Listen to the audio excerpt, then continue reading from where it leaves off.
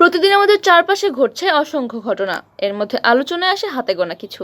তবে সময় ও পরিস্থিতির পরিপ্রেক্ষিতে গুরুত্বপূর্ণ হয়ে ওঠে বেশ কিছু বিষয়। এগুলো জানা না থাকলে অনেক ক্ষেত্রে পিছিয়ে পড়তে হয়। এ কারণে বিশ্বের বিভিন্ন প্রান্তে ঘটে যাওয়া নানা ঘটনা থেকে সংক্ষেপে গুরুত্বপূর্ণ কিছু সংবাদ থাকছে বাংলাভিউয়ের দর্শকদের জন্য। কাতার বিশ্বকাপে ফিফার সবচেয়ে বেশি স্পন্সর চীনের।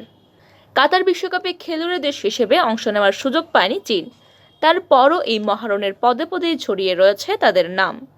কারণ 22তম ফুটবল বিশ্বকাপ আয়োজনে চীন থেকে সবচেয়ে বেশি স্পন্সর পেয়েছে ফিফা।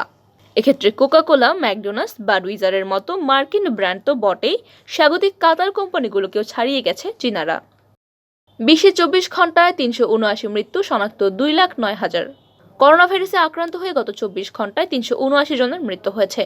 নতুন করে এই ভাইরাসে আক্রান্ত হিসেবে শনাক্ত হয়েছেন 2,09,078 জন।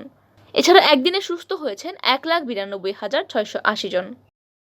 ইসরায়েলি দর্শকদের পরিচয় গোপন রাখার আহ্বান। ফিফা বিশ্বকাপ 2022 উপভোগ করতে আসা ইসরায়েলি ফুটবল প্রেমীদের পরিচয় গোপন রাখার আহ্বান জানিয়েছে কাতার কর্তৃপক্ষ। কূটনৈতিক সম্পর্ক না থাকায় কট্টর মুসলিম দেশ হওয়ায় ফিফার অনুরোধে এই আহ্বান জানিয়েছে কাতার। 80 বছর বয়সে যে রেকর্ড গড়লেন জো বাইডেন। 80 বছর পূর্ণ হয়েছে জো বাইডেনের, আর এর মাধ্যমে একটি রেকর্ড গড়েছেন মার্কিন প্রেসিডেন্ট। যুক্তরাষ্ট্রের 80 বছর বয়সী একমাত্র প্রেসিডেন্ট তিনি। গরিব দেশের জন্য বিশেষ তহবিল, সমঝোতা হয়নি অনেক কিছুতেই। মিশরে COP27 সম্মেলনে জলবায়ু পরিবর্তনের কারণে ক্ষতিগ্রস্ত গরিব দেশগুলোর জন্য আর্থিক সহায়তা দিতে একটি তহবিল গঠন করার বিষয়ে চুক্তিতে সম্মত হয়েছে বিশ্বের দেশগুলো।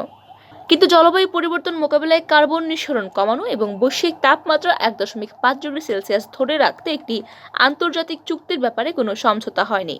ফলে তহবিল গঠনে খুশি হলেও জলবায়ু মোকাবিলায় কোনো চুক্তি না হওয়ায় ক্ষুব্ধ প্রতিক্রিয়া জানিয়েছে ঝুঁকিতে থাকা দেশ এবং পরিবেশ কর্মীরা।